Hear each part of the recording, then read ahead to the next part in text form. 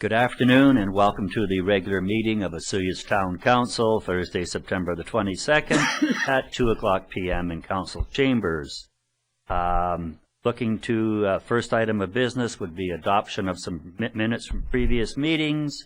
And this is the Committee of the Whole minutes from September the 6th, regular open minutes from September the 6th, and special open minutes from September the 16th, 2011.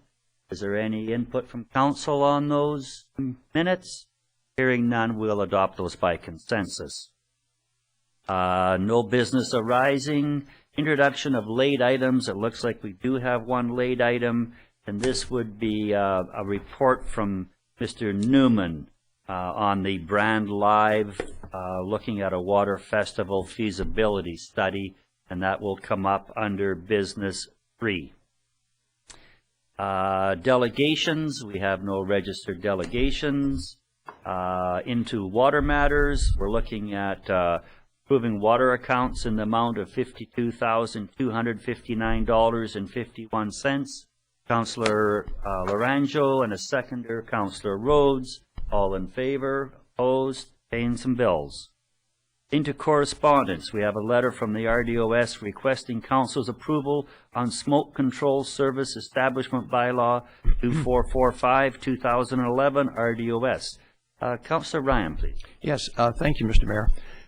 This is a bylaw from the RDOS that is meant to control smoke in the area, and they're asking all the constituent groups in the RDOS to approve it and endorse it. And there's also with it a report from the RDOS Executive Director, CAO, about the components of this and what it's meant to achieve and all the various aspects of it and what it covers and what it doesn't cover.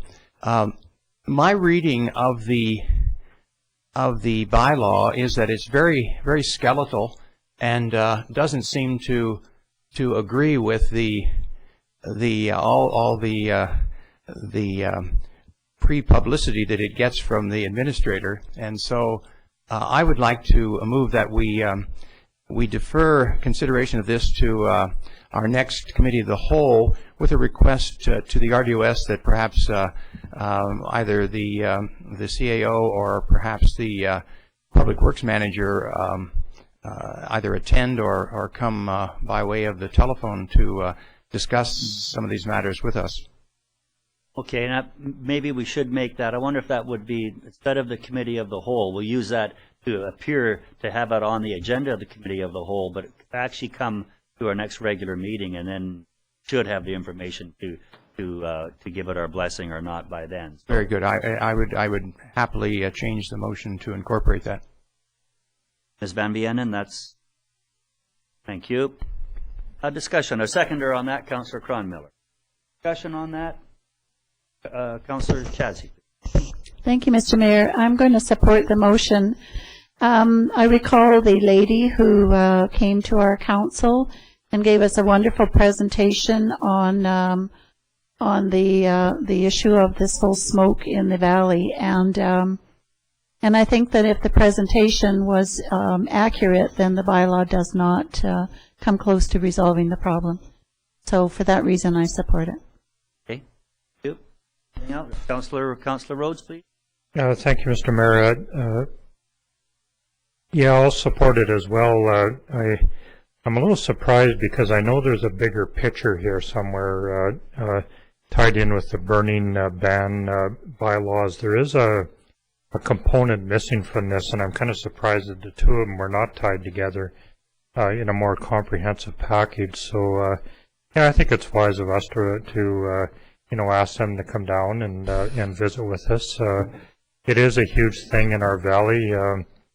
If my memory serves me right, our geographical allotment that we have with our mountains on both sides kind of traps smoke in here sometimes. And I remember looking at dozens and dozens of photographs of smoke rising into the air and entrapped in our valley. So yeah, I'll definitely support that motion. Councillor Cronmiller, please. Thank you, Mr. Mayor. Sometimes when you're the fourth, most of your thunder's been taken. And I would agree with all that's been said.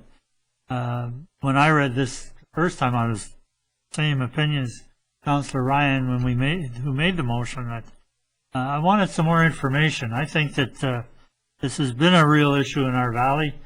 We've spoken before about it in council. I believe the regional district is, in fact, the young lady that presented is no longer employed in that role by the regional district. So I'm really curious as to how they see this functioning and working and being more effective than what they had before in place. So I'm would really be encouraged that the regional district come and give us more information on this. Okay, and I think that we can ask for that through our CAO and their Bill Newell. Someone down present at the cow, and we'll bring this back to the. All in favor of that motion? Opposed? Thank you. The next item up for council to have a look at would be the Permissive Tax Exemption Bylaw number 1284. This has been here before. We're looking at this for adoption, please. There was a report there from the Director of Financial Services. Were you going to lead us on that, Mr. Remenko? I could. Thank you. Yes, this bylaws received the first 3 readings from Council at the September 6th meeting, and this bylaw identifies the annual Council's annual properties that are exempt from taxation. So there were some minor administrative notes changes to the original bylaw. So now it's being presented to Council for adoption. Okay. Councillor Chadsey. Thank you, Mr. Mayor. I'll make a motion to adopt Permissive Exemption Bylaw 1284-2011. Councillor Rhodes, seconder. Okay. Any further discussion on that? Pretty well straightforward. The exempt properties are, I believe, all the traditional standard ones, and the town use of them only if there is a residential component, not exempt. That's right. Okay. Anything further? Hearing none, all in favor? Opposed? Thank you. The next item of business is bylaw number 1282, and we're going to say this again. This is a contentious issue for every community and every town. This is our sign bylaw. We are looking at giving it second reading, and we will be taking this forward to the first of a public hearing. And I guess it depends on how that first public hearing goes, whether we have subsequent public hearings or not.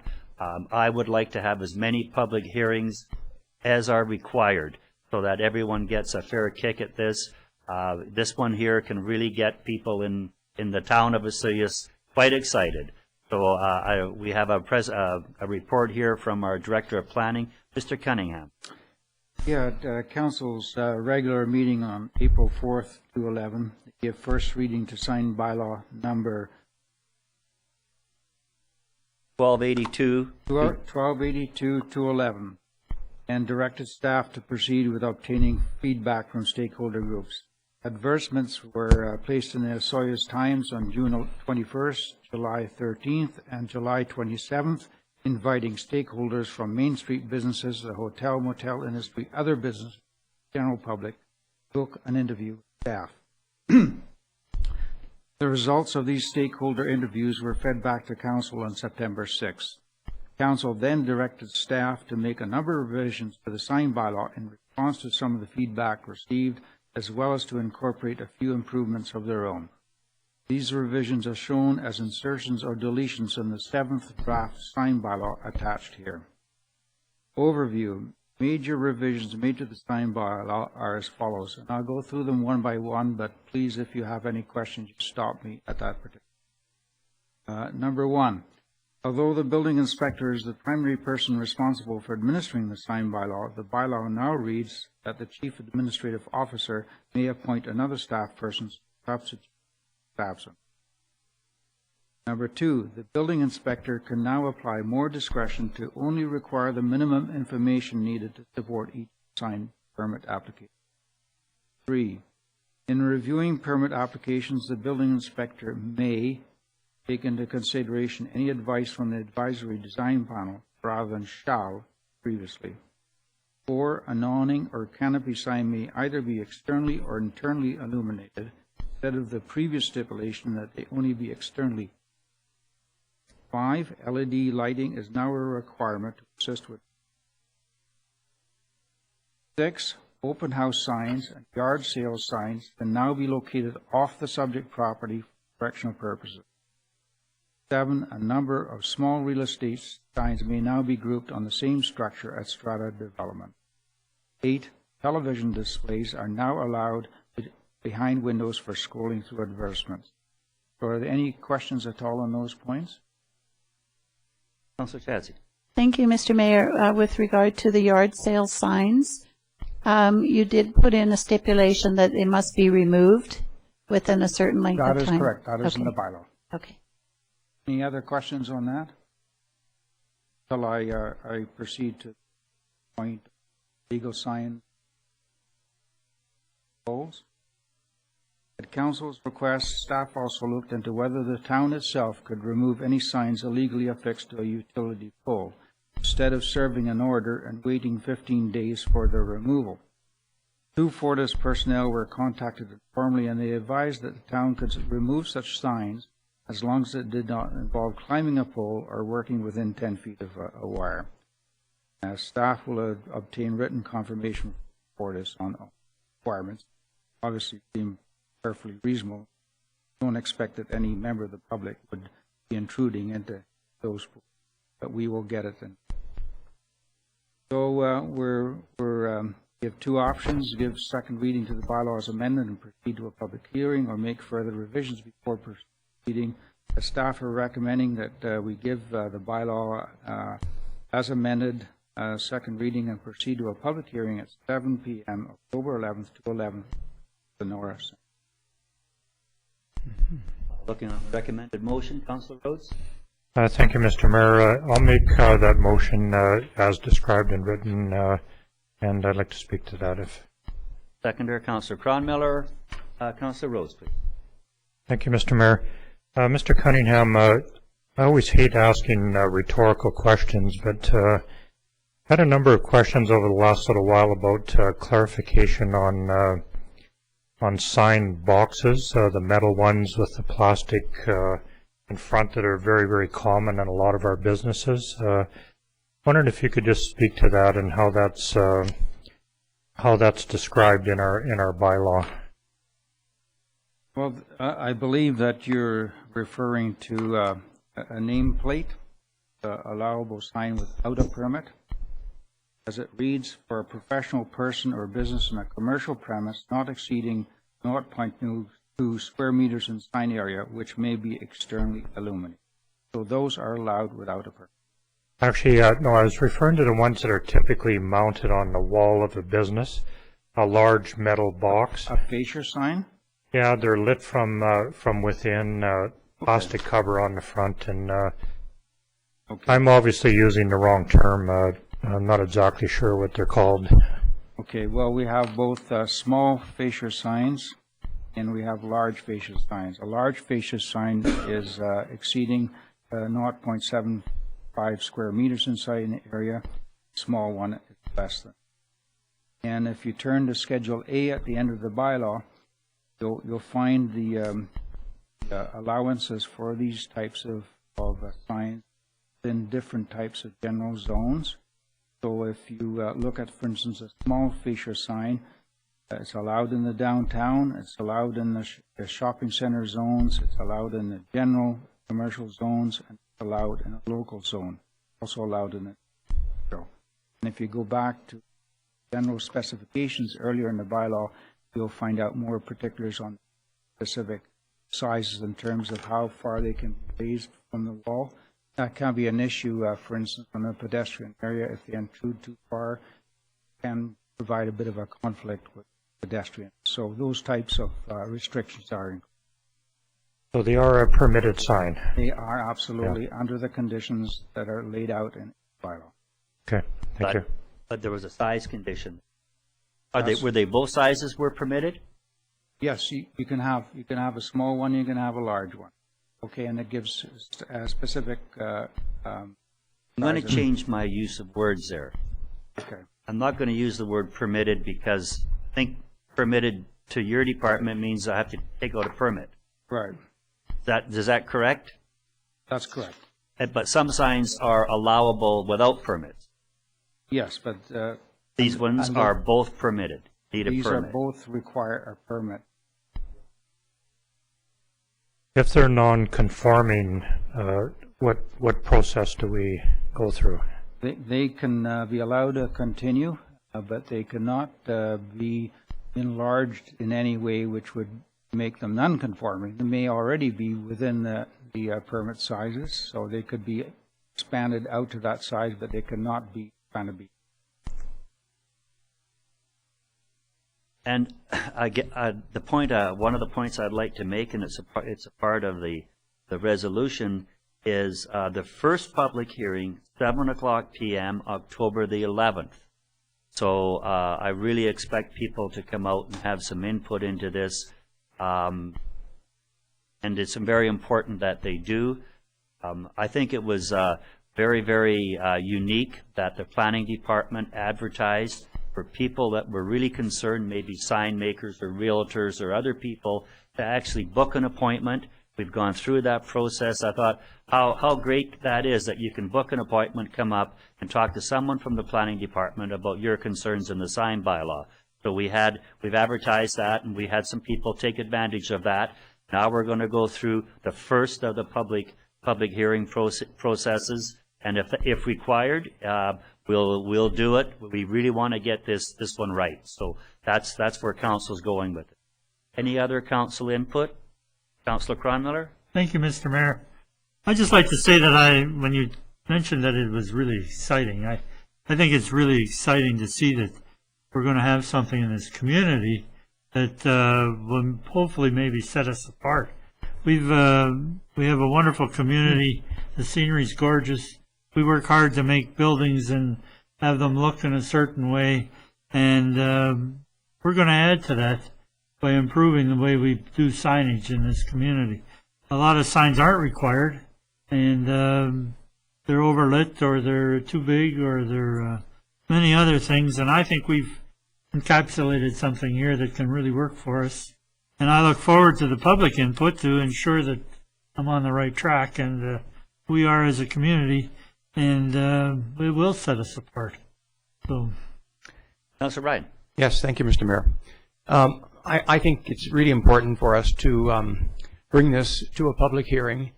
It's interesting that it bears the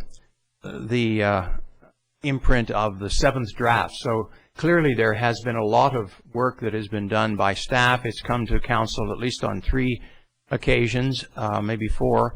And so I too am looking forward to the public hearing. The only I would call to people's minds the 7 purposes of the bylaw, which talk about why we are doing this. That it's to make our community more attractive, to promote effective advertising, and to limit distractions for the safety of drivers and pedestrians, and to minimize nuisance that might happen in neighborhoods, especially residential. We're trying to preserve our dark sky, and so that people can enjoy the meteor showers and the moon and the stars and the planets and looking up into the sky, as well as energy conservation and safe placement and construction and maintenance. It's interesting, we've had a lot of consultations with the Ministry of Transportation about public safety and crosswalks and traffic lights and traffic flow and other things. And on one of the visits, one of the engineers, we were standing outside the town hall looking toward the lake, and they said, there's a lot of poor signage in town because there's so much that a driver coming through really can't find their way to any of it. It's all out there shouting to be noticed, and there's too much. So it's like someone who's in a who's in a large crowded room where everybody's talking, they keep getting closer and closer with their ear to the other person's mouth so they can understand what's happening. The only point I would make, and I don't think it's a reason for us to go back, but I'd like to offer it as a consideration. I don't believe there's any period of, if you will, a grace period of this from the time it's approved until it comes into effect.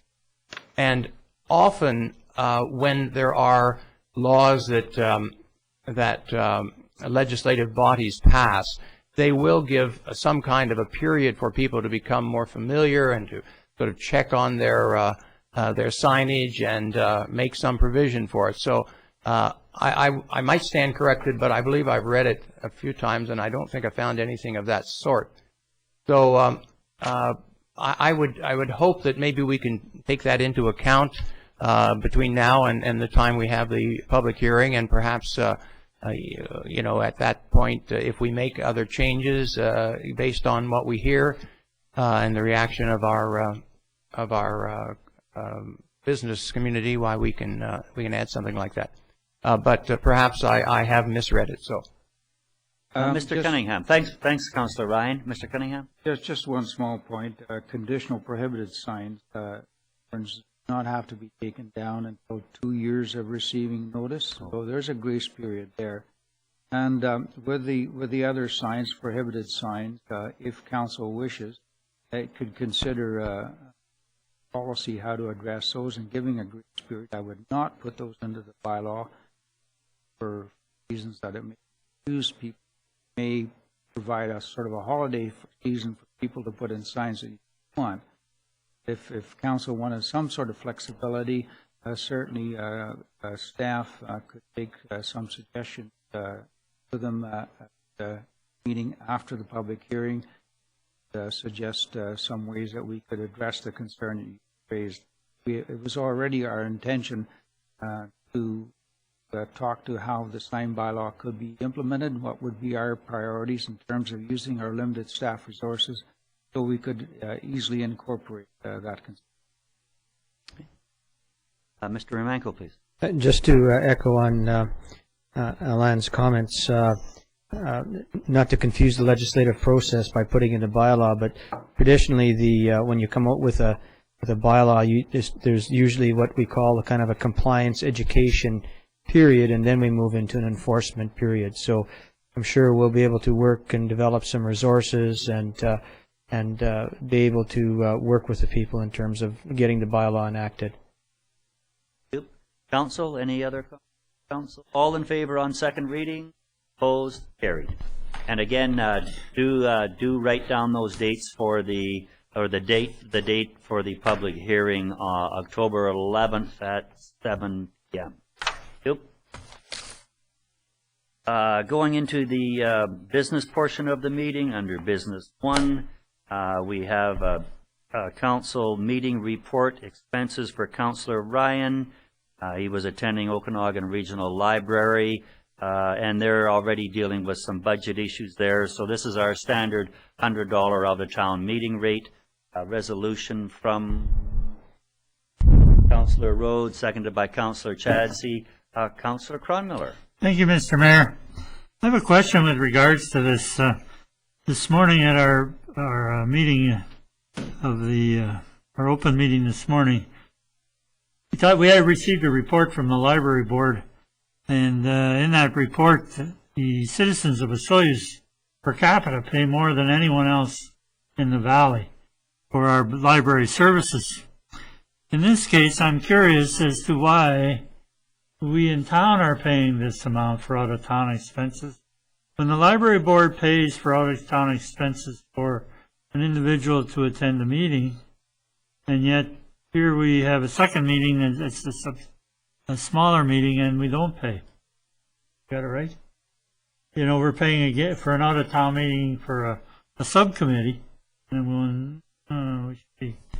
I think I got it right. This wouldn't be a subcommittee, and the library board would pay mileage. So they pay mileage for all 22 directors. And then the town of Osoyoos has this as an out-of-town meeting much the same as when you go to a SILGA meeting. Right. Right. So, I may be wrong, am Mr. I Mayor. missing? Maybe I missed it. It's just, I thought when he went to the meetings, they paid that. Maybe there was a daily rate for them, but no? I don't believe there is. No, the mayor is correct. It's been talked about very briefly, but the only payment that is made is travel expenses, and there are places on the form for meals or things like that, lodging, but this is just a day of meetings. So they pay the mileage, and the town then pays the rate for the out of town. Okay. And if we didn't have that $100 a day out of town, then there would be no payment whatsoever. There would just be mileage, and it's I sat on that board for a while. You start going to a meeting in Vernon, that's a long day. There really are some long days in there, and of course this was enacted to allow people, if they did have businesses and did have other interests, that they could replace themselves when they were going to out of town meetings. Go back.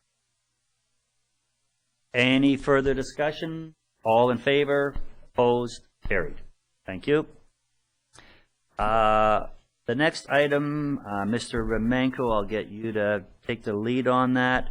But there's it's up at the Osoyoos landfill. There's some perimeter fencing that we're looking at doing, and some of it is a security issue, and some of it is a visual issue with the desert center up there. We've been promising them forever to remove the visual of the septic waste tank pumping operation at full visual exposure to the guests that are coming to tour the desert centers. So this is going to solve a lot of that problem with some chain link fencing with some slats. Mr. Remenko. Thank you, Mayor Wells. This report is a request to council to approve a tender to install perimeter fencing at the Osoyoos landfill. 200 meters of chain link fence installed along the landfill access road adjacent to the haul liquid waste pits and along the east boundary. A total of 4 bids were received, with the lowest being Gold Star Fencing at $36,764, including a contingency allowance and HST. True Consulting Group has reviewed the tender packages and has confirmed that Gold Star Fencing was the lowest bidder. The tender is under budget, and recommended contractor is Gold Star Fencing. This project also includes the provision of polyurethane sandstone colored slats to be installed in the chain link fence at a cost of $7,612. The implications continue to work towards improving the visual effects in around the landfill. Also, there's no organizational effects, and the budget is, like I said, it was under budget. So the administration is recommending the award to Gold Star Fencing in the amount of $36,764. Thank you. Council, please. Councilor Chadsey. Thank you, Mr. Mayor. I will make the motion that we accept Gold, just a second here and I'll get it right, Gold Star Fencing in the amount of $36,764. And so my motion is the one including the colored polyethylene slats. Thank you. And that seconder, Councilor Rhodes. Any discussion from Council? Councilor Ryan, please. Thank you, Mr. Mayor. I'm certainly supportive of doing this, but I was looking at the letter from True, and I just want to make sure I understand the tender summary. It looks like we're putting in the 200 meters of the chain link with the sandstone colored slats, but it also talks about 350 meters of galvanized wildlife fence on wooden posts. And is that sort of away from the highway, sort of across the east side of the property? I see it as being an item there, but I wasn't clear as to how it it works along with the other chain link. Chain link is obviously going to be prettier, and I was just thinking that perhaps the other, since it's just separating our site from other properties, might be just a different form of fencing. Councillor Rhodes? Gonna wait for. Oh, okay, okay. I'm not sure. I haven't reviewed the tender document. It's item 3.0. Yeah, I can see that. Yeah. Yep.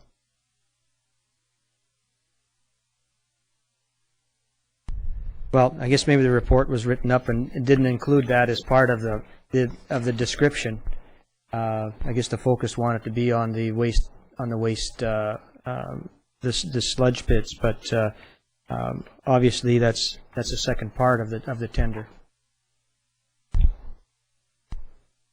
So it's fine. I mean, it's all part of the total amount, and I just a different form of fencing in a less visible area. that's the wildlife fence.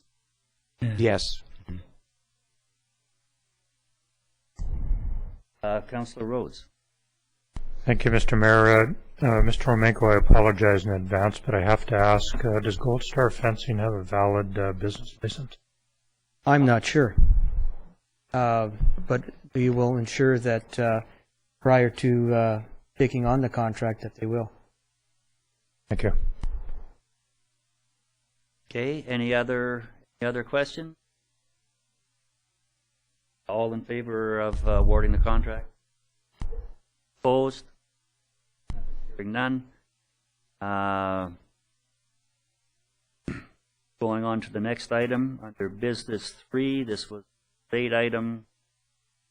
This would be Mr. Newman giving a report, please, on Brand Live as a coordinator for a possible water feature, Town of Osoyoos Water Festival coming up, and exploring those possibilities. Newman. Thank you. Good afternoon, Mr. Mayor and Council. Council report I bring to you today is with regards to contracting Brand Live to do a water water festival feasibility study. And as you can see from the background, back in early spring of this year, a group of Osoyoos business people met to discuss pulling together a water festival in Osoyoos. And you can see from the names there are some fairly good businessmen in town that are supporting this activity, this event. And the event would be a celebration to the water and take place in late August, early September of 2012. And it would be a family-oriented with a variety of activities. In June as well, we met, early June, we met with a gentleman by the name of David Perry and Rick Kozubak. And they at the same time, we weren't aware, but they were pitching a major music concert event in Osoyoos and looking for a group to move this forward. The group saw this as a potential anchor for the water festival that they were looking at pursuing and putting on. And then in late June, we met with the group Brand Live, a company that markets and produces major events, but focuses on music festivals. Notable projects that Brand Live coordinator, the Squamish Music Festival, and other things. The Alberta, they coordinated the Alberta House at the 2010 Olympics, other concert in front of you. A discussion took place with the group regarding the type of event and how we could, where we could bring this event and how big it could be, and there was concerns with regards to an event that wouldn't work for this community. And there's a lot of areas that you have to look at with regards to the market you're looking at, and basically bringing an event to town that the town couldn't hold it. And so that was a concern of the group as well. And so the discussion turned to doing a feasibility study to look at where the site would be and what the logistics would include, and basically the talent recommendation. You bring a big talent to this community, and I've heard past they've had some major events back in the late 90s that had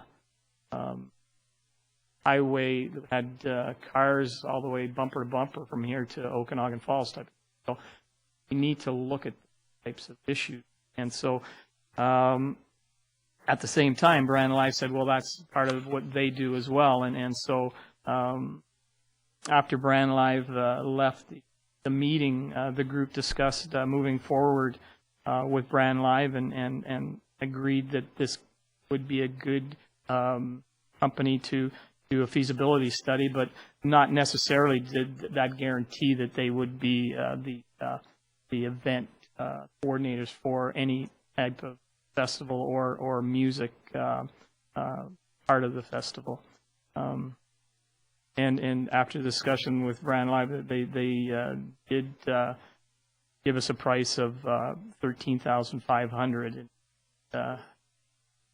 This money, when and if it agreed to by council, would come out of the Resort Municipality Initiative area of visitor activity enhancement.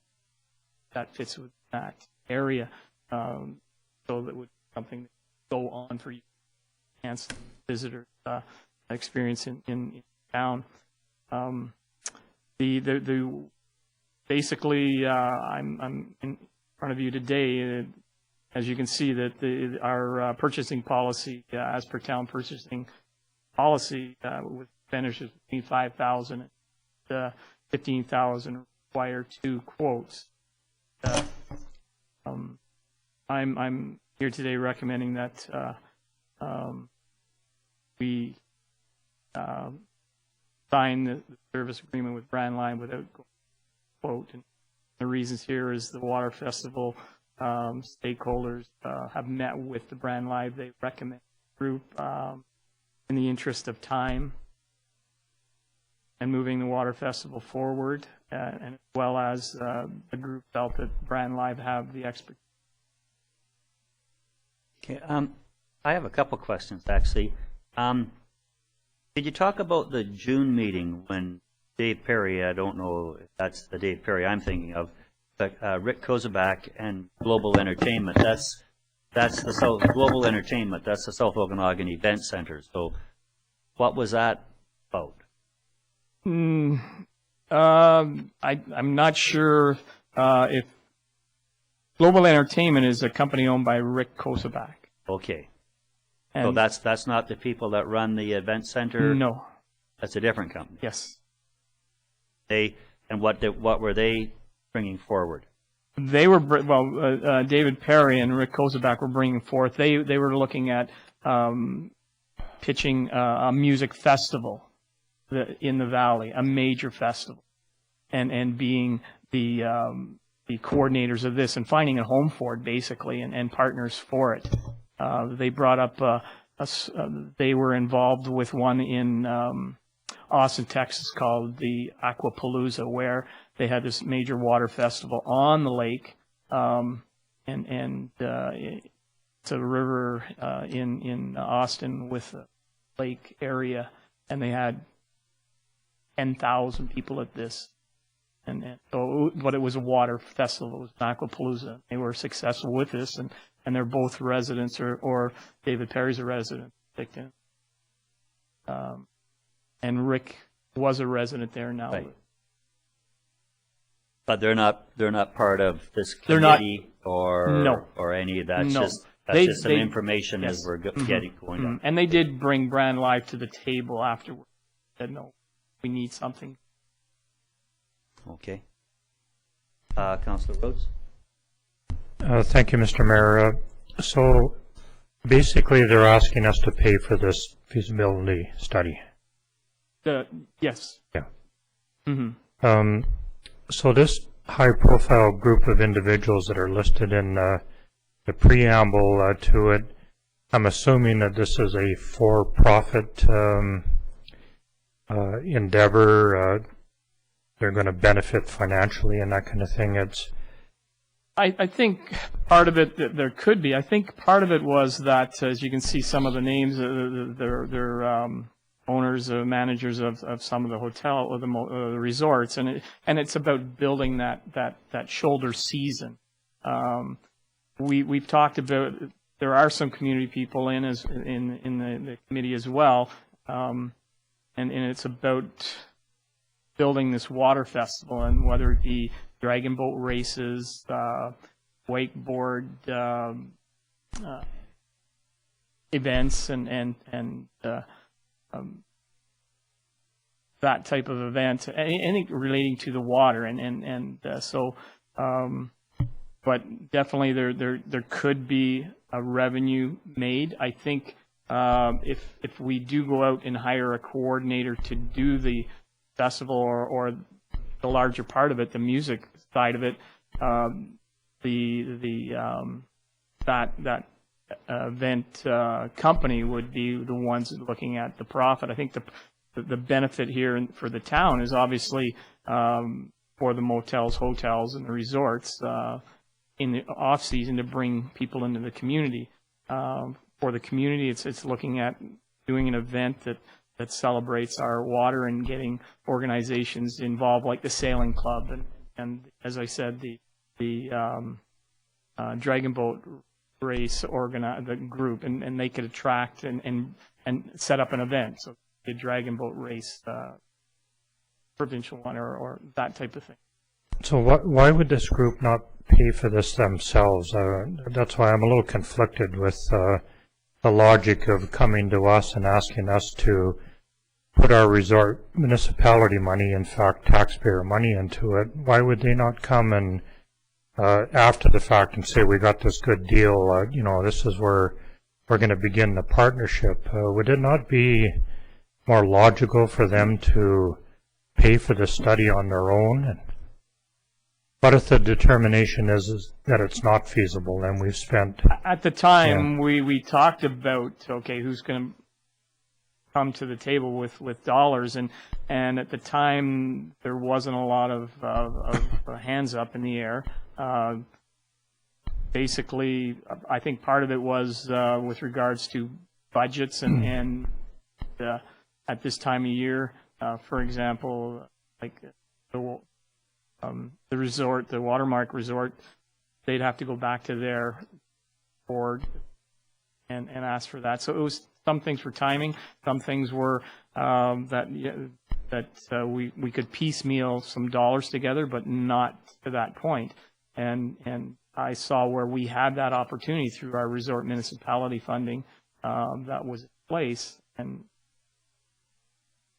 that's when I came to the table and said, "Okay, look at doing it." I think it becomes a lot more palatable if partners, somebody else was paying some of the freight rather than all of the freight. Make that a lot more palatable to me. Yes, I think, and maybe I'm just describing this situation in a little different, or maybe the same terms, but I guess as a community, we've been looking towards building our shoulder seasons and trying to get our business community involved in assisting in the overall development of activities in the community. And what's happened here is you've got some key businesses in town that have come together and said we're willing to work towards in some small way to pull this thing together, but we really don't know what we have or where we want to go, and maybe it's part of the responsibility of the municipality through this resort municipality funding to use some of the funds to set the foundation for what could be a very major event in the community. And so there isn't really, there's overall community benefit in this. And this is just a group, and correct me if I'm wrong, Jim, of interested business community people. And I look at the other areas, like the Rotary Club, where they just want to get community action. And sometimes to get that community action, you need some direction, but you need that seed money to kind of set the direction. And so they felt that, the best thing to do was to get involved in some type of feasibility study. And, there are, I guess, within the group here, contributors to the resort municipality funding through the hotel taxes and things like that, who would actually say, well, gee, we are contributing. We're part of the contribution here. And if we want to get this thing going in the long term, we feel that the town is the place to go for that type of funding, as opposed to the individual businesses. Great, thank you. I just look at this. It's got the scope of it is quite small, and when we look at a water festival and we look at shoulder season, we already have the fall shoulder season. The wine seems to be doing a pretty good job on the wine festivals, and the town's still got a nice little buzz about it right now. But when we look at shoulder season and water, sometimes that just doesn't quite fit. I mean, if you were looking at, you certainly wouldn't be looking at April for water, and you'd have a hard time looking at water. I'm just wondering, and don't get me wrong, and I really like what Mr. Romanko said about the business community and the catalyst and getting this going, and finally we've got some people that are stepping forward. But maybe, I don't know if it should be just a water festival. Maybe we have Desert Park up there, and maybe that should be a part of the feasibility study is a shoulder season festival to bolster the town. And it's not just about the tourism, it's to provide something for people that live here too. I know all the concerts people go to, they're really well received, turnout, and they like them. So it is for everybody, and I'm just wondering about this water aspect of the proposal. Councillor Cronmiller. Thank you, Mr. Mayor. First off, I was just curious, Mr. Newman, how this group came together. Was it through you, or did they come together and then asked you to attend? Curious. Good question, because we met early, a couple of us in 2010, but I think it was a combination of, I don't think, to be honest with you, I can't remember. Back to, I know I was front and center in it, and I think the idea, I pitched the idea to a couple of business people, and with regards to a water festival, and they said yes. We'd been talking about it, never had to put a group together to forward. So in essence, this has sort of been driven by the town to start with, rather than the business people driving it. I mean, yeah, I was the one came together, probably but first. Yes. Okay, so in that respect, I think that's something worthwhile, and I see it then as something that maybe is value for us to invest in their seed money, get it started. This isn't taxpayer dollars as much as it is resort municipality funding, which makes something a little different. Comes out of that 2% tax, the money that we want to see for the resort side of things, rather than the taxpayer dollars going into something. So I think that it's a value. I think that when we look at what we have here, we have a cherry fiesta on July the 1st. After that, we scramble. And when we look at other places in the valley, we talk about events in Bay Falls, Rock Creek, Penticton, and all of these different events, and I think we're missing both somewhere. Well, here's an opportunity for us to investigate something, bring in some professional people to look at it, tell us if it's feasible and make it and it can work for us. I'm sure they're not going to look just water, but I would hope they look at the whole town. We have Desert Park up there that's part and parcel of the community. So is it an all-encompassing community event, or is it just on the lake? How does it work? I would look to these people to bring back something to us that we say, wow, we can go with this, or no, this is something that's not going to work for us. We go from there. So I'd like to endorse the idea that we provide this money from our resort municipality funding and just see what we can do with it. I think anything we can do that way is good for our community. Thanks, Councillor Cronmiller. And maybe I didn't quite get it right, but I do see that it's it could be slated for late August, early September. But then I heard shoulder season. That to me doesn't hit shoulder season. You know, we're talking the end of summer sort of situation. And to answer that, in discussion with the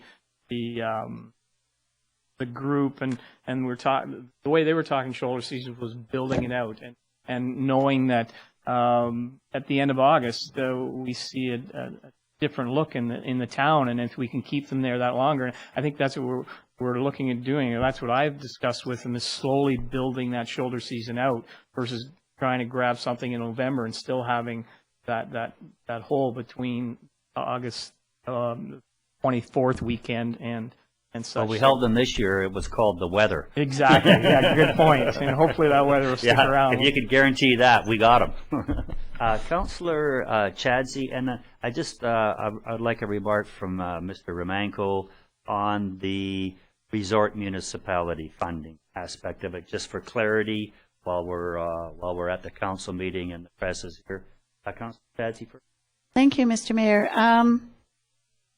Okay, I hope I don't ramble, but I need to work through this if you all please don't mind. I did hear about the idea of having a water festival in 2010, and I see that you've really brought on board Destination Osoyoos and the Osoyoos Indian Band, the Chamber of Commerce, and some hotelers, and some water users. So I'm really excited about that. But somewhere along the line, Global Entertainment entered the picture, and it now became a water festival, and somebody is riding on someone's coattails to put on a major music event. I do know that if Global Entertainment or any group like that had come to the town, there would have been a requirement on this council's part that they do a certain amount of study in terms of traffic and the impact on the community to have a huge musical event. And I find that all of a sudden that study that would have cost Global or any group like that is now kind of mixed into the 13,000 from quote from Brand Live. And I also do notice that Brand Live is primarily marketing and producer of music festivals. So I'm seeing, and pardon the pun, but a watering down of our water festival, at least on paper here as I go through each paragraph. And then I hear council talk about, well, don't just leave it to a water festival or a music festival.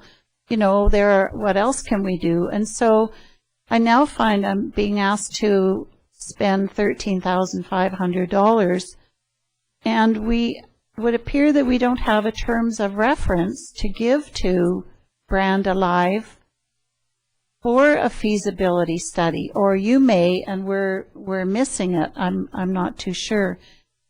And then, of course, is the issue of asking or paying Brand Alive $13,500 to do a feasibility study without a terms of reference. And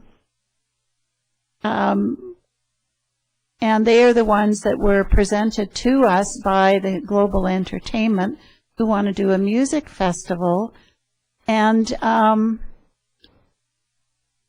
our policy requires us that we really should be getting other submissions. So I think I'll start the process by making a motion.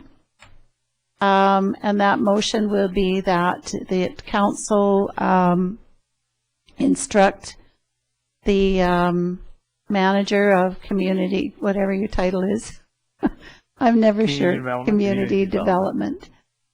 To establish a terms of reference for a feasibility study, and that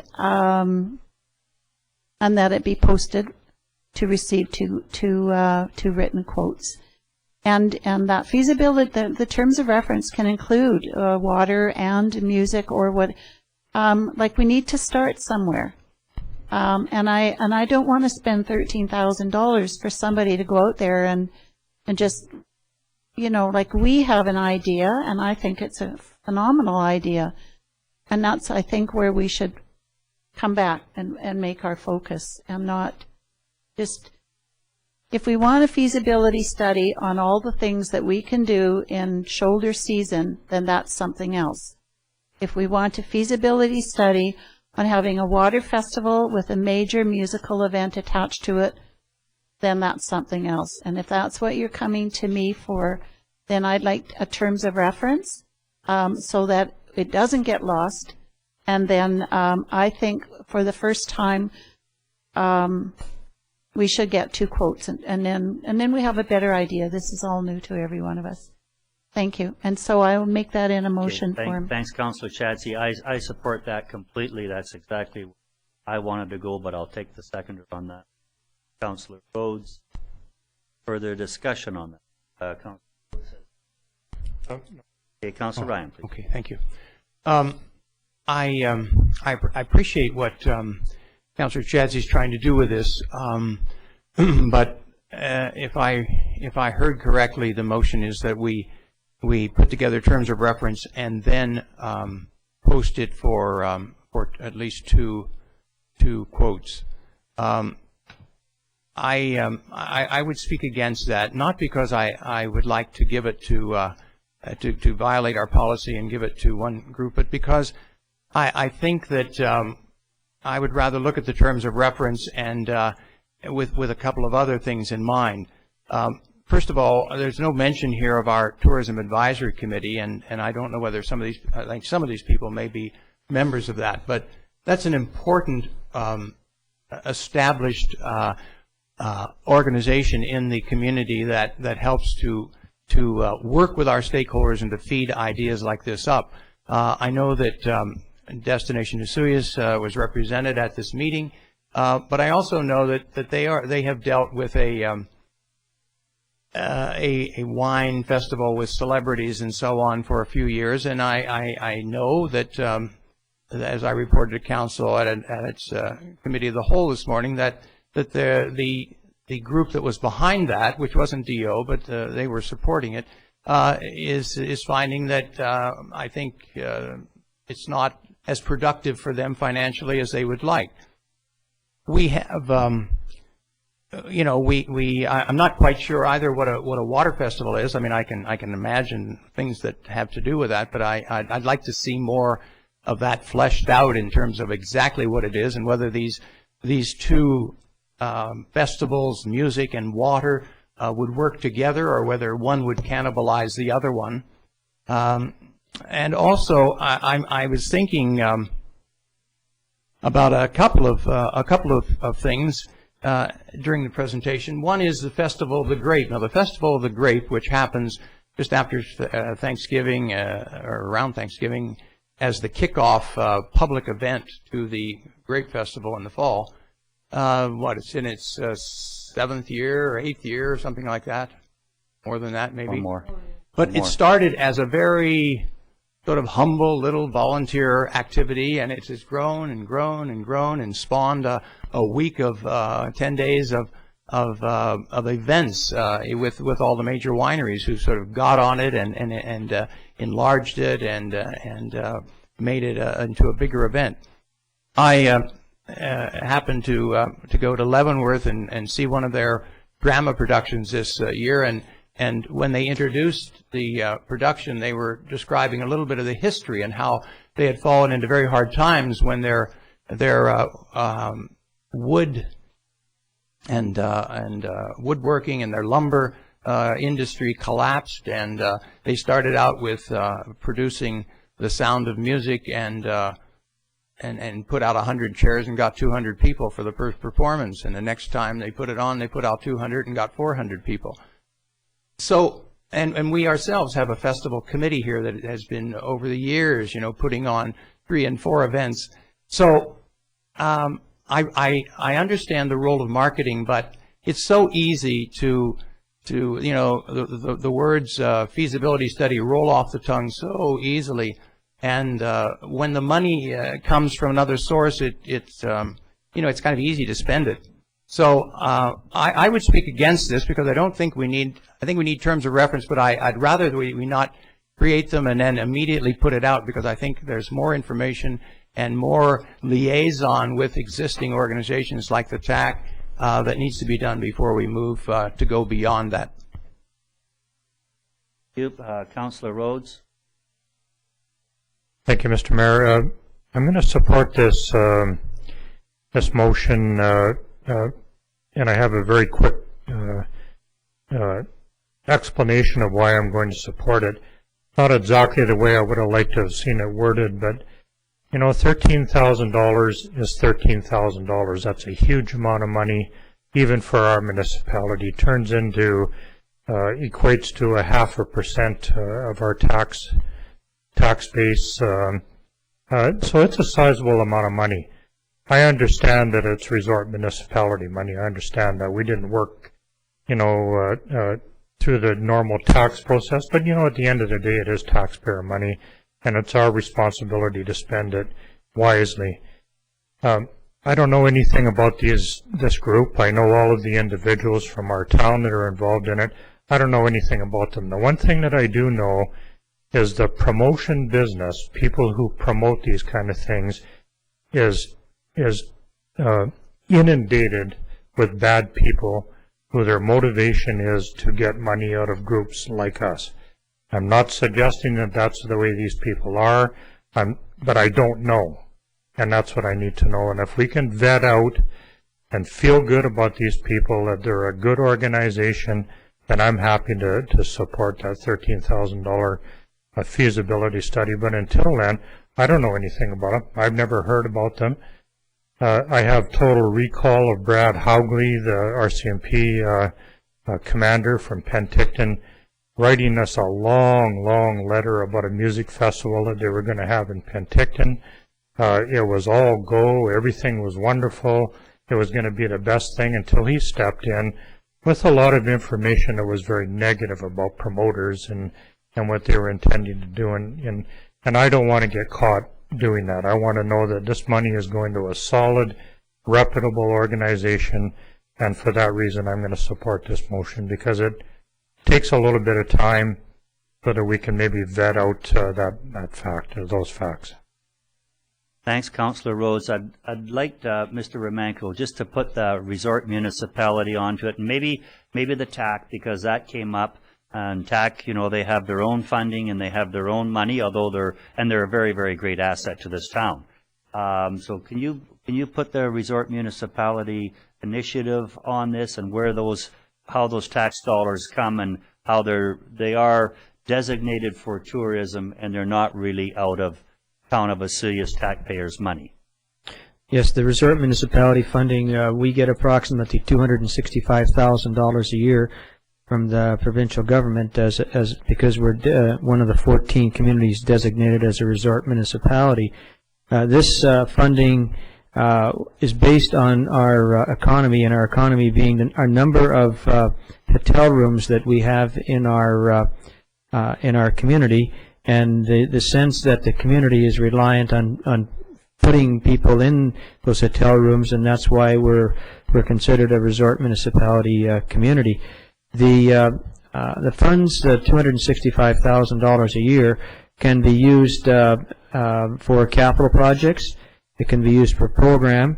It can be used for planning and development of special events, and it can be used in a small part way the overall administration of the program, which includes, for example, this summer we contracted Destination Osoyoos to do a visitor experience survey that we can then take and then try and build on the quality of visitor experience that we in fact are providing. This funding right now is only guaranteed for 1 more year. We're hoping that we'll be able to actually have the province go back to a 5-year commitment, which would mean that we would be hopefully involved in about a $1.3 million experience over the next 5 years. Some of the funds that in fact we're spending from this resort municipality, some of the projects, some of the money's been identified for the marina. Some of the money has been identified for in our Gyro Park redevelopment plan, the new washroom facilities there, washroom facilities at the marina, and a little office, and the beach cleaner was one of the projects. The Portuguese sign painting at the Sonar Center. Trails were, in fact, I think we had put about $110,000 of the money into trails. So the money has been there to support projects that not only benefit the tourist, but also the local resident. These are facilities that our local residents use, and that's a big part of the resort municipality program, including when we go down to the performance measurement of the program. One of the questions the province always asks us is that for us to assess the relationship between the tourist and the local resident in terms of the services. And oh yeah, one of the other projects is the boat trailer parking is also funded under that particular project, or for the resort municipality funding. So there is no advisory group for this beyond council. Council approves the plan. Separate from that is the additional hotel tax revenue, which is a 2% hotel tax that's put on hotel rooms in the town, and that money is given to the town. We then give it to Destination Osoyoos to assist them with their marketing, the marketing programs, and the administration of part of the cost of administering Destination Osoyoos. And if we don't have the additional hotel tax on the rooms, then we would not be and cannot be designated as a resort municipality. So very, very important relationship between the two, although the two pots of money are different. So we're certainly a fortunate community relative to accessing the funds, but in light of that, the goal of the program is to enhance tourism in the community. It's not to maintain it. It's not to bring it back to a level that it was before. It is actually to create more tourism tied to the larger goals of the province of BC for tourism enhancement. Is that? Thank you. That was you really covered it all. And again, one of the highlights is the local hotel motel operators. They vote on collecting the tax. It's not mandatory, that 2% hotel room tax. They vote to do it, and they spend that money, and then the matching money from the provincial government to these 14 very, very fortunate communities.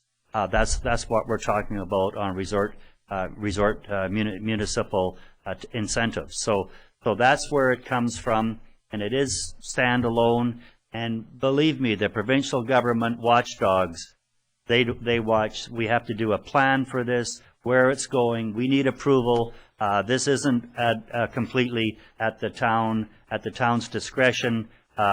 We're filing reports and communicating with them at every level to get approval for these programs.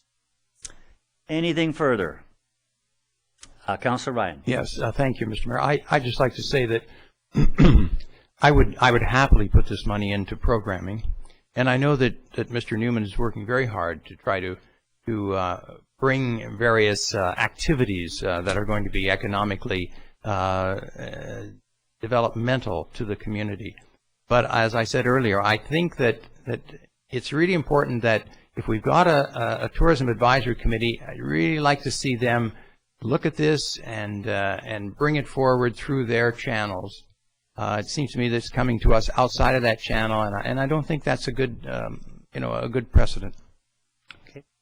fair comment, but I think probably can be a part of this if we start looking at terms of reference. Would you have the resolution read back, please?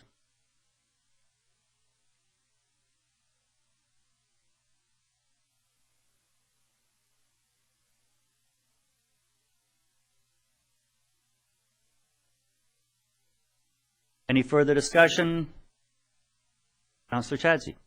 Thank you, Mr. Mayor. I really wanted the terms of reference to focus on a water festival. So I'm not sure if the generalization of terms of reference is going to cover that.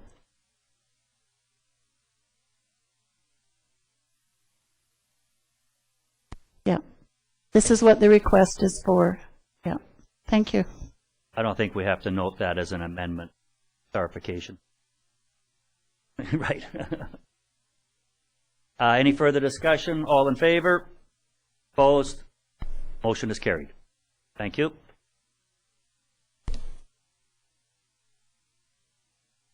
Okay, that is the end of the business section. Moving into reports, we're looking at some cash requirements and general accounts. $668,597.28. The arena accounts of $1,881.94, and net payroll accounts of $70,918.69. Looking for any discussion on that? Hearing none. Oh, Councillor Ryan, please. Thank you, Mr. Mayor. I was just curious if Mr. Romenko might be able to tell us what might be one of the largest items in the general fund expenditures this month. No idea. Yeah, and we didn't get any supporting ones. So I know they're paid, and I know they've been duly scrutinized. I was just curious. Whoever signed the checks may be able to, because I didn't sign the checks. And one member of council signed the checks, so maybe he can help, or he or she can help us out. Oh, I think we need that information. I think you should go on to Mr. Zackel. So I'm still going to go with adopted by consensus, and the payroll accounts received for information by consensus. Yep. Going to the building permit report. I'll get on to that one here. And again, we're certainly not breaking any sound barriers with what's going on here. Detached garage. Unfortunately, it's very, very slow this time of year, and having trouble here getting the year-to-date. Total for the month, $26,000. Total to date, $1,635,000. Total to date in the year 2010 was $2,729,000. And that even wasn't a very stellar year. So we've certainly come down a long way from when the town was busting in the 2008s, 7s, and things like that. And hopefully that'll, I don't know if we want to see that onslaught again, but certainly it would be nice to see it a little bit stronger into our local builders and like that, and get a few things happening here. Could I have a motion to receive, please? Councillor Chadsey. Roads, any discussion? All in favor? Report has been received. Bringing us to the committee reports, there's a Council Remuneration Committee minutes of September the 9th, 2011. They should be adopted. Councillor Rhodes, Councillor Chadsey, any discussion? All in favor? Opposed? Carried. Bringing us to Mr. Romenko's CAO report. Thank you, Mayor Wells. Just a quick review of some of the major activities that some of our departments have been involved in the last couple of weeks. Starting with the Community Development Department, we were successful in a bid to in a presentation in Sun River, Oregon, to host the 2012 Pacific North Economic Development Conference next year, June 17th and 19th, in the Watermark Beach Resort. This conference will bring approximately 80 to 100 delegates from the western coastal states as well as BC and Alberta to talk about what are the common economic development opportunities cross-border. It's been a conference that's been going for a number of years, and we beat out Kamloops in the presentation. So congratulations to Mr. Newman. Great. On the last leg of our integrated community sustainability process, the committee met with town staff to discuss the areas of implementation and next steps. So that's slated to go to the community here in the very near future. Mr. Newman was also involved with meeting with the Motel Hotel Association to discuss the 2% HRT and the next steps to move this forward for a positive vote next year in June, because we do have to bring that back to a vote by the end of 2012. He's also working with Community Futures to host a business succession plan workshop. In terms of corporate services, election presentation has been, or preparation has been on the forefront. Quite a bit of time getting forms, supplies, and everything ready for the big vote. Also follow up on various bylaw enforcement issues, and reviewed 35 applications for the corporate services deputy position and narrowed down to 9, which will be further narrowed down prior to interviews. Finance is working to set up additional opportunities for utility and taxes to be paid at the bank, and also our Director of Finance is working on election preparation as well. Planning and Development, Phil Armstrong gave 2 presentations at the Lake Water Science Forum, which were well received, and these presentations focused on the town's Northwest Sewer Project and the water zoning proposals that are currently being developed. The staff draft report has been completed on the recommendations to be made to Council on the Lake Recreational Commercial Use Task Force, and the task force will be meeting soon to discuss the report. Public Works, the Sandy dump is very near completion and should be ready for use soon. We're waiting for signage and some landscaping to be done, but we really don't want to open it until we have proper directions and things like that on the operations, but that a much needed addition to our tourism and resident services here in the community.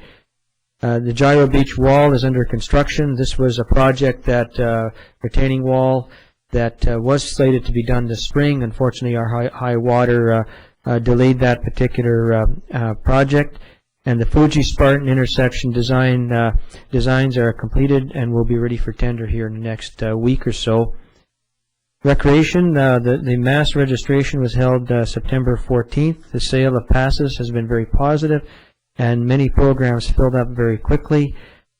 Staff received a grant through the Municipal Insurance Association of $2,400 to help offset the cost of installing automatic door openers in the town office and at council chambers. Staff developed a request for quotation for the landscaping at the Sun Bowl Arena. And, you know, the arenas are buzzing again. The Coyotes are back into their season, so a lot of noise going on over there.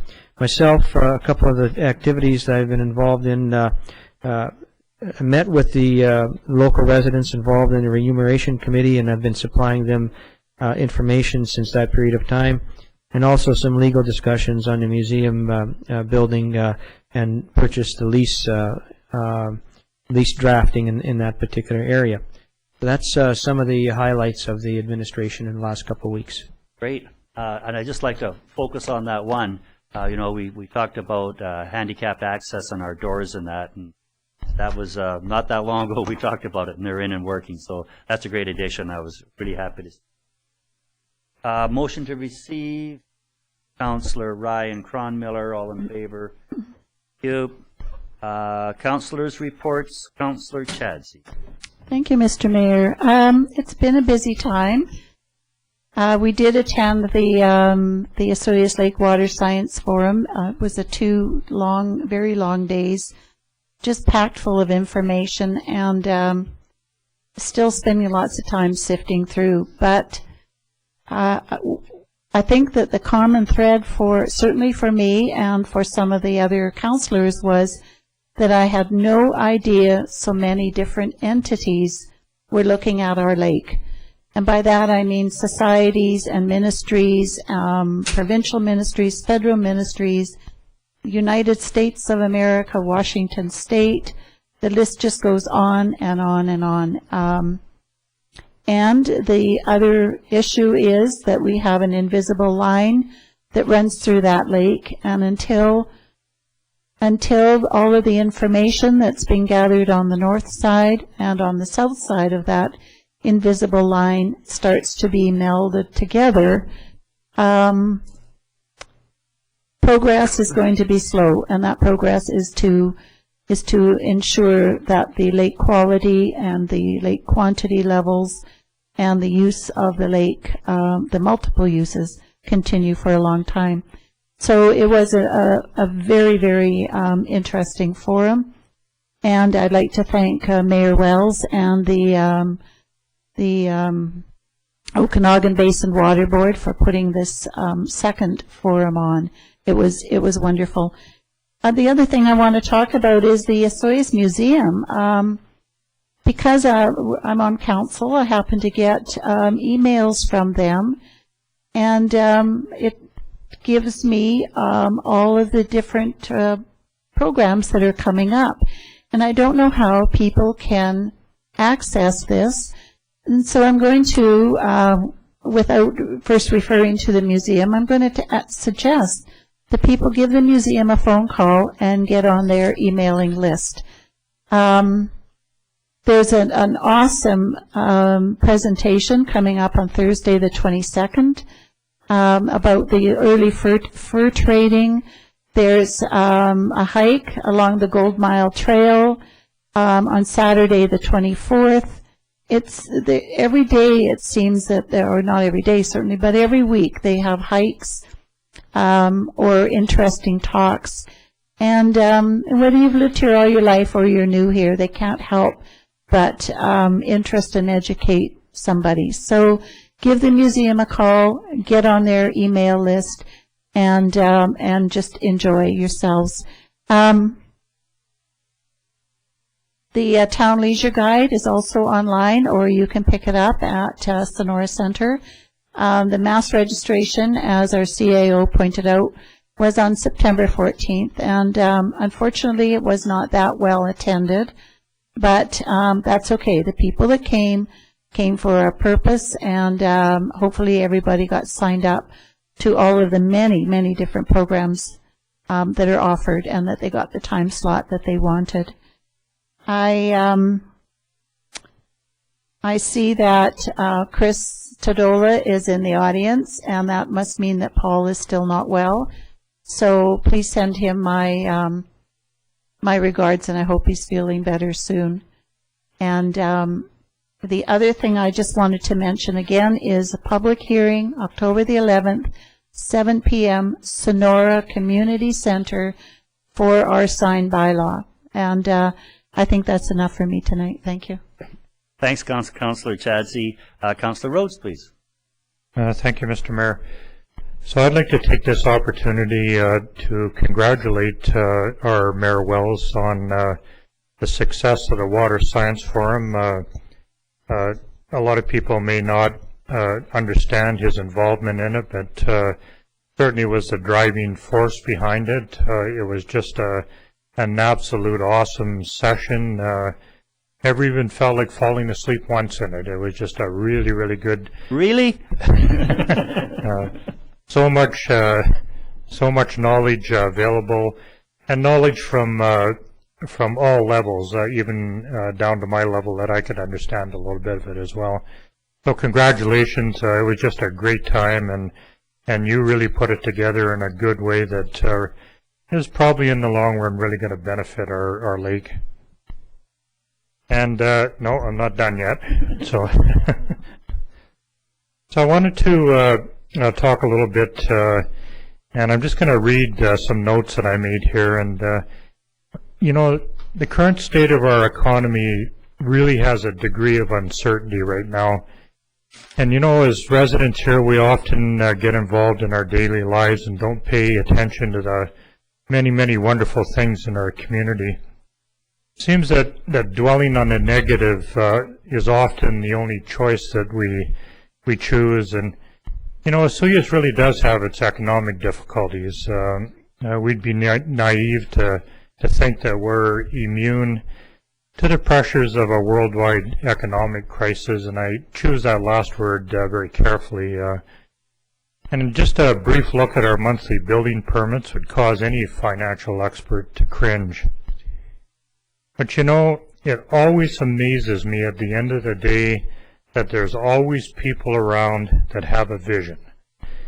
And most would think that starting a business during these times of uncertainty is not really a wise thing to do, and may come with a lot of challenges over and above the normal business startup woes that you have. Well, go figure. In little old Osoyoos, we've had 4 businesses start up here recently. And I know it's shameless, but I'm going to plug these businesses today. Just going to go down the 4 of them. The first one is a business called The Feathered Frog. 8317 Main Street, if anybody's interested. They're offering handcrafted soaps and things like that, and have a little bit of a catchphrase that I thought was kind of interesting. Stop whatever you're doing and take a bath. The second one is a business called BYLAWS. I hope I'm pronouncing that right. It's a woman's fashion store located in the same building as the pizza factory, a well-established business right across the street from Family Foods and tucked in behind the subway. Third one is Mutts on Main, brand new business, only been open for about a month now. An all-breed dog grooming. They're located down Main Street a little bit at 5702. And I can really attest to this. I got the oldest dog in the world. I took him there the other day. Looks young again. It's like a fountain of youth there. So, fourth business is a business called Indie Lulu. They're featuring a wide variety of goods in one of those quaint little stores that we'd all like to go to once in a while. 7608 on Veterans Way. And another good catchphrase that I kind of liked as well. Funky, not junky. So over the last few years, I've ranted an awful lot about shopping locally and how important it is in our community. And after I do those things, I always hear from a fair amount of people, probably more about this than any other subject. And, you know, a lot of it's very critical about my ideas and opinions about shopping locally. You get comments like, what do you expect me to do? They don't have this kind of store in town or this type of service. And of course, the ultimate one, every business charges too much in Osoyoos, so you got to drive, you know, 150 kilometers to some place that is cheaper. And it just goes on and on and on. So I wanted to point out these 4 businesses. You know, they're filling up previously empty spaces in our town. They're employing people in our community. Those owners are living here in our community, shopping here, paying taxes. Their kids are attending our schools, and each one is really trying hard to be a good corporate citizen, all while experiencing the many pitfalls of starting up your own business in Osoyoos. I just wanted to implore, once again, that everyone in this town can be an important part of our economic stability by supporting these and all the other businesses in Osoyoos. You know, give them a chance. By doing so, you're becoming part of a stable and prosperous Osoyoos. Thank you, Councillor Rhodes. Any more? I'm done. Okay. I'm fired up again. So. Yeah, it's good to have one of your regular little rants back here again. And how appropriate. Let's support local businesses by all means. It's very important. That's the fiber and the fabric of our community. Councillor Ryan, please. Thank you, Mr. Mayor. Well, I was happy to participate again in the Terry Fox Run. And even though I didn't run, I got a nice 5K walk around town, along with a lot of other people. Actually, we had a very large crowd there. The coyotes were there in force, but a larger crowd than we've had in several years. And I want to congratulate Cy and also Ann Marcelli, because they were just right there. Cy took off like a rocket, and Ann was there, and she was the last one to leave because she was checking everybody in to make sure everybody got their certificate and their little label for the participation. Of course, the Water Forum was not only something that Council was able to participate in earlier this week, but also was, something that I think put us on the map, literally. And again, congratulations to the mayor and to the committee that put it together, and especially to all the people who attended, especially those who came from Osoyoos and surrounding areas. It was interesting. In the first session, we were asked where we were from, and it looked like about almost half the people who were in the audience were local people. So that's wonderful. And I'd just like to say that we had a lot of new knowledge. We got updated on the science that happened since the last one in 1907, and and a lot of practical things as well, what other people are doing, what they're doing south of the border, and what can be done and what should be done. And I'd just like to say that if you would like to, if you went, or even if you didn't go, if you would like to sort of keep that alive, the information you got and the passion that hopefully you had about our lake and our valley and our watershed, that you contact the Water Quality Society and become active with them. I've recently started going out on the boat doing testing, and it's quite fascinating, and it's kind of interesting to see that much of the material that they've been collecting over the last decade or so is this stuff that the scientists are using in their own investigations. So if you want to know how to reach them, of course, you can just look on the back of our leisure guide on the inside page, and they have all the various organizations in the community listed with a phone number, contact number. You may have been a little surprised when you saw the minutes for a council remuneration committee at the end of our meeting, and I'd just like to sort of put that in context a little bit and to say that there was, I guess during the previous council, there was a start to looking at council remuneration and benefits and whether it was appropriate and how it rated versus other communities.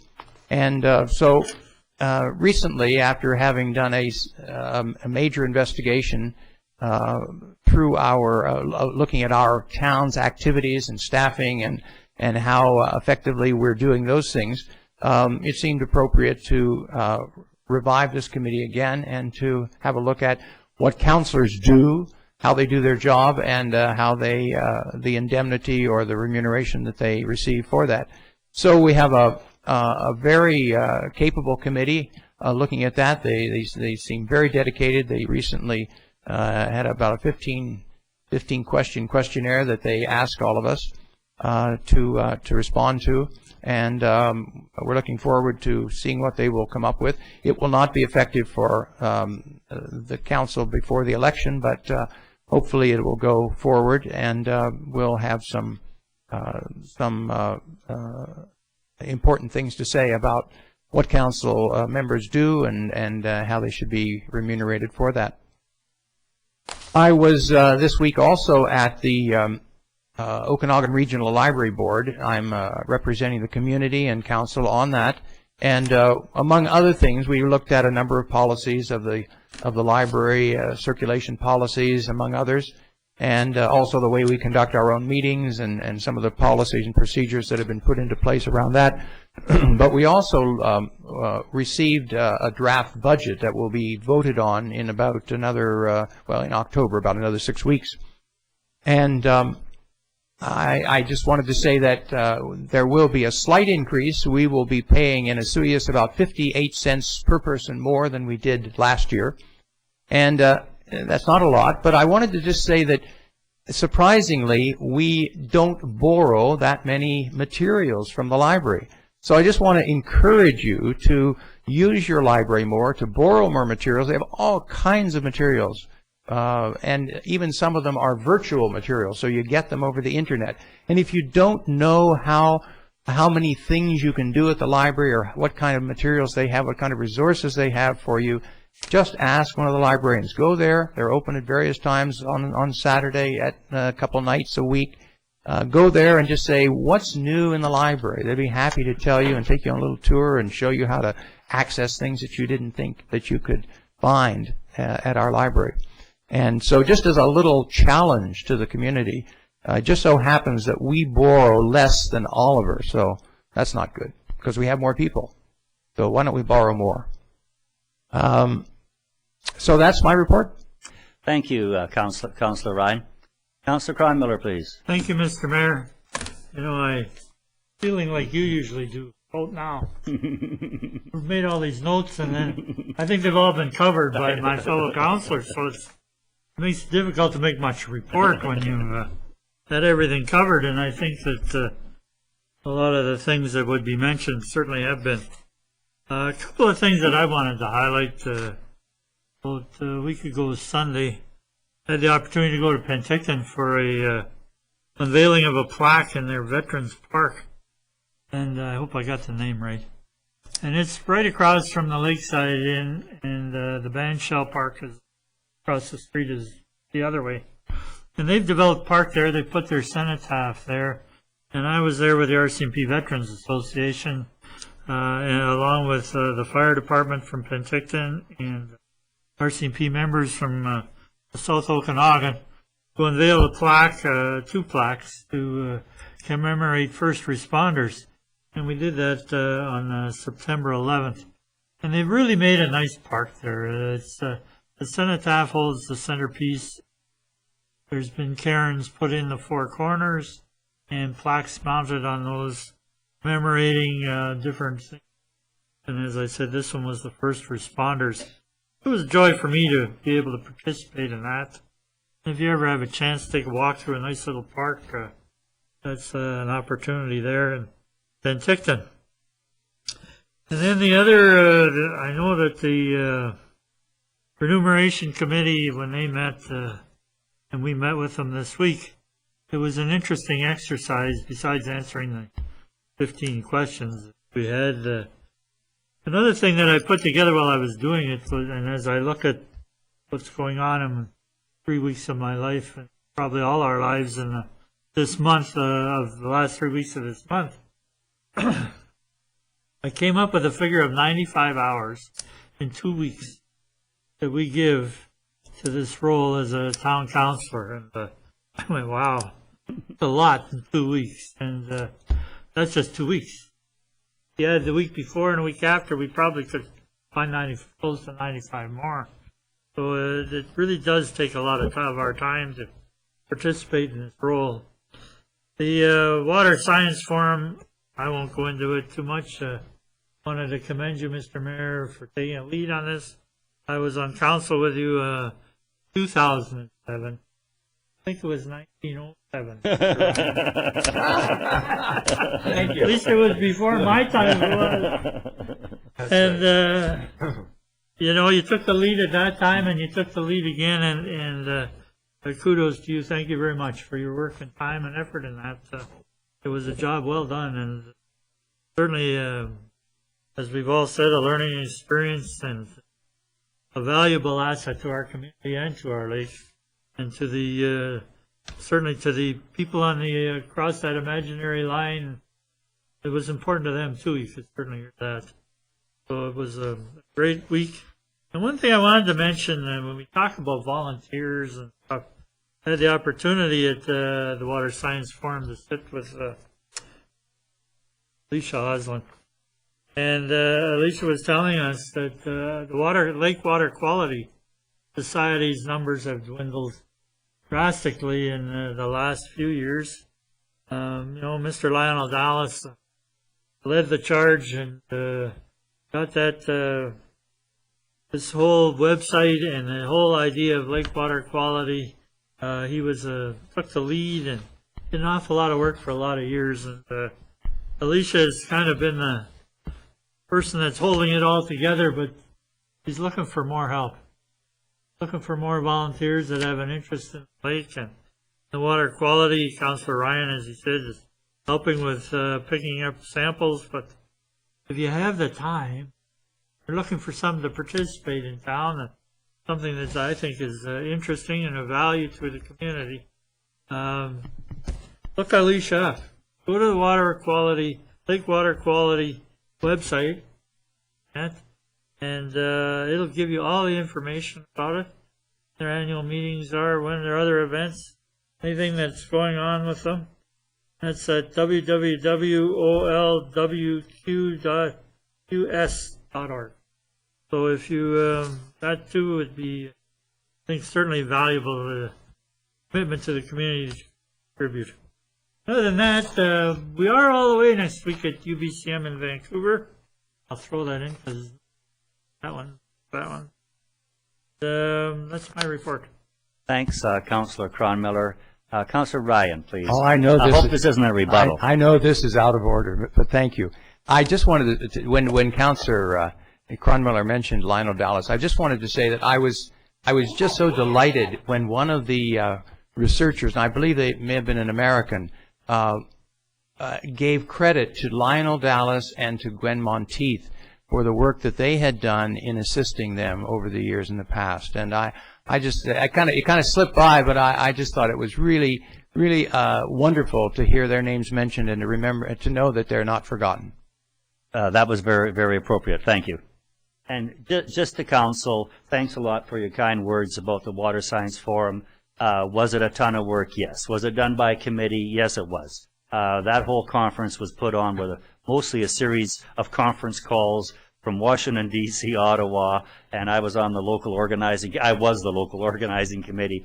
But, you know, it was just so darn rewarding and so much fun and so much knowledge. It was just that good.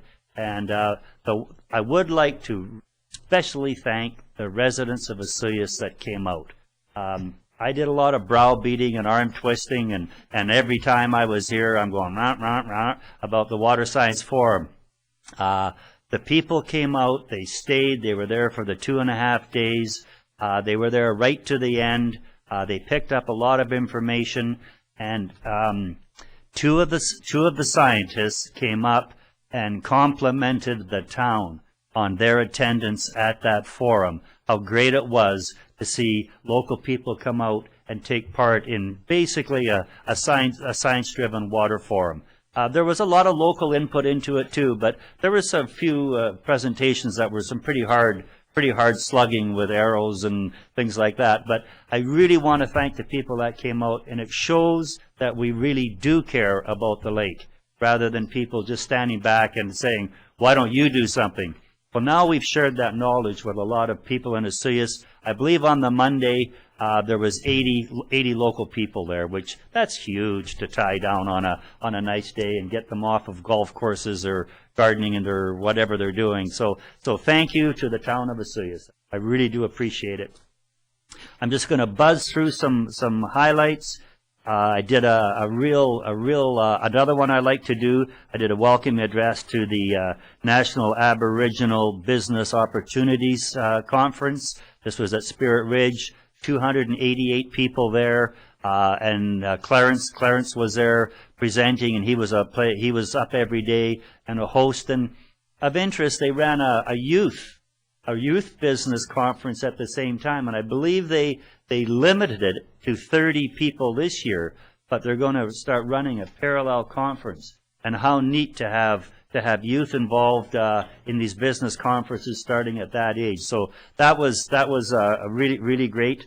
Met with John Less, MLA John Less. He was coming through. He's in a provincial secretariat role, reporting to Minister Clark on job creation. And there was a nice turnout of people there.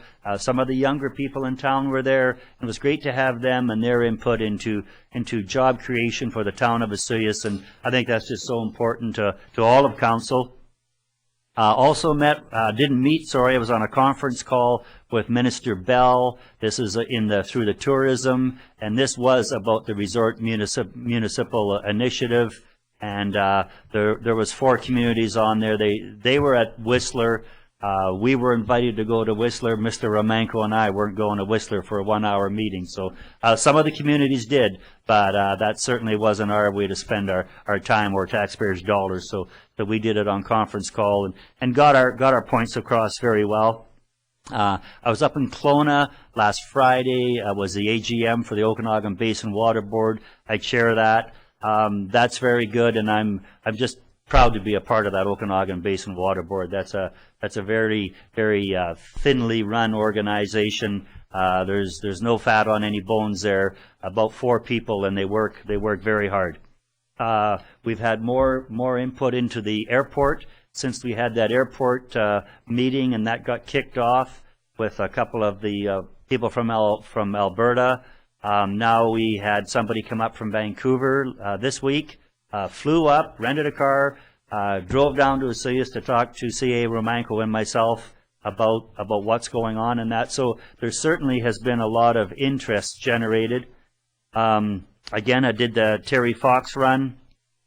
We had a meeting with Ministry of Transportation, and it's been busy, and now we're headed for the week at UBCM. And this is the big show, but we'll be meeting. We're booked in to meet with about 5 or 6 ministers, and actually, when we look at previous meetings, it has bore fruit. Our meetings with the ministers down there, we have got some very, very good results out of it. I hope we can keep getting those results. I certainly have a special place there reserved for talking with the Solicitor General, but we're going down there, and it's a big working conference. So looking forward. Well, I don't know if I'm looking forward to that because it's just so darn full. But we'll go down there and get some business done. That is my report. Yep. And entertaining a motion to adjourn, Councillor Cron-Miller Chadsey. All in favor? Good afternoon, folks. We're adjourned. Thank you.